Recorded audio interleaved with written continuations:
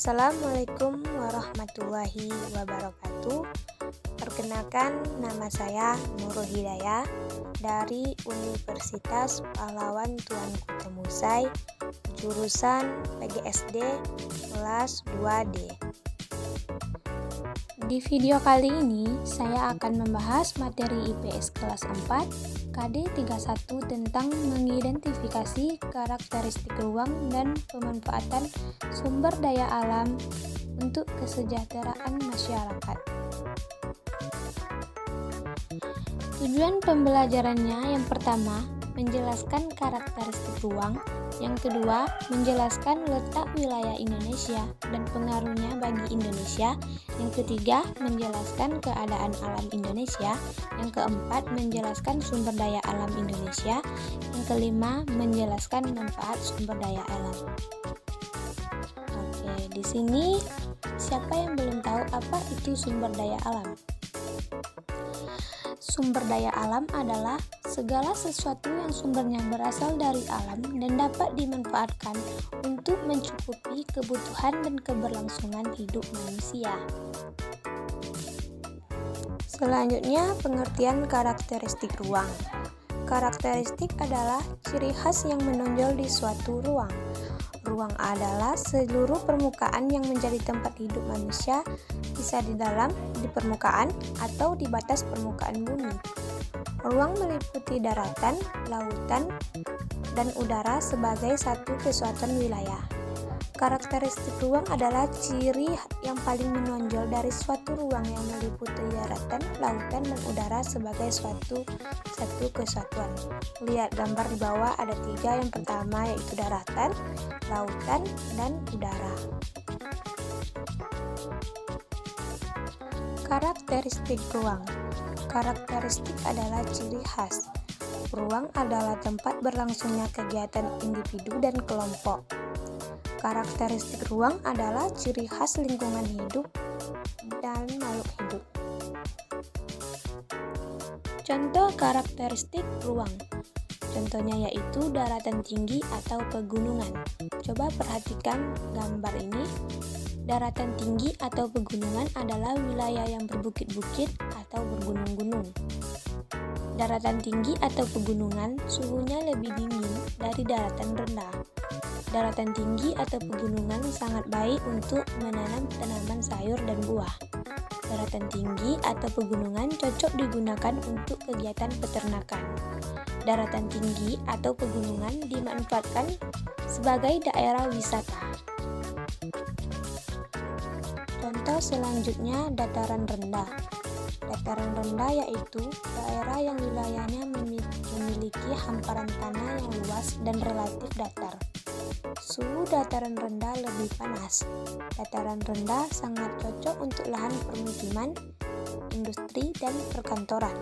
Daerah rendah ini digunakan untuk membuat sarana dan pasaran serta sebagai pusat pemerintahan.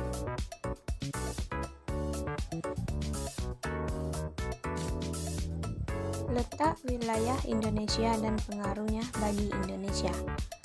Letak suatu wilayah dapat dilihat melalui yang pertama letak astronomis, yang kedua letak geografis, yang ketiga letak geologis. Oke, yang pertama kita bahas dulu letak astronomis.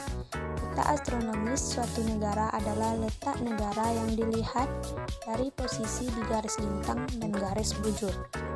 Garis lintang membagi belahan bumi menjadi belahan utara dan selatan. Belahan bumi utara dan selatan dipisahkan oleh garis lintang atau ini disebut dengan garis khatulistiwa.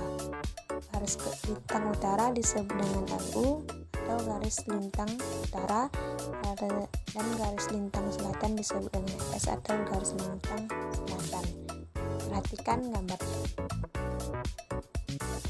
Garis bujur. Garis bujur adalah garis khayal yang menghubungkan kutub utara dan kutub selatan. Garis bujur membentang dari atas ke bawah membelah bumi menjadi 2, yaitu barat dan timur. Belahan bumi ini dipisahkan oleh garis bujur 0 derajat yang berpusat di Greenwich, London. garis bujur barat disebut dengan BB, garis bujur timur disebut dengan BT. Yang kedua, letak geografis. Letak geografis adalah letak suatu daerah atau wilayah dilihat dari penyataannya di permukaan bumi. Secara geografis, Indonesia berada di posisi silang, yaitu di antara benua Asia dan benua Australia, dan di antara dua samudra, yaitu Samudra Hindia dan Samudra Pasifik. Dan yang ketiga yaitu letak geologis. Letak geologis adalah letak suatu wilayah dilihat dari jenis keadaan batu yang ada di permukaan bumi dan jalur pegunungan. Indonesia dilalui oleh dua jalur pegunungan muda, yaitu Pegunungan Mediterania di sebelah barat dan Serkum Pasifik di sebelah timur. Dan yang terakhir, keadaan alam Indonesia. Keadaan alam Indonesia dapat dijelaskan melalui iklim, bentuk muka bumi, serta flora dan fauna yang terdapat di wilayah Indonesia. Perhatikan gambarnya. Keadaan iklim. Secara astronomis, Indonesia terletak antara 6 derajat lintas utara sampai 11 derajat lintas selatan dan dilalui garis khatulistiwa. Oleh karena itu, Indonesia memiliki 3 iklim. Pertama, iklim tropis, laut, dan muson. Yang pertama, iklim tropis. Indonesia terletak di sekitar garis khatulistiwa sehingga beriklim tropis yang bersifat panas. Yang kedua, iklim muson.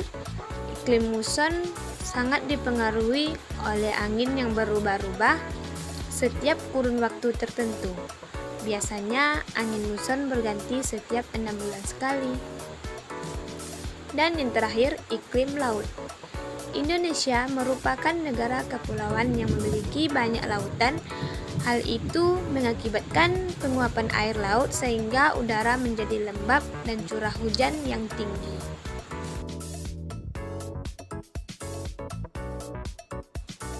Nah, terakhir kita akan membahas upaya keseimbangan dan pelestarian sumber daya alam di lingkungan rumah. Contohnya, mengurangi produksi sampah rumah tangga, menghemat listrik, menghemat penggunaan air, menghindari pemborosan bahan bakar, dan menghemat penggunaan kertas.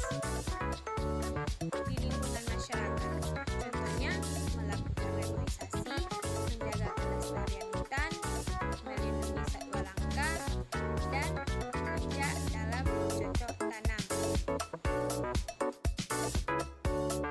Oke ya, adik-adik dan teman sekalian, hanya itu yang dapat saya sampaikan. Sekian video dari saya.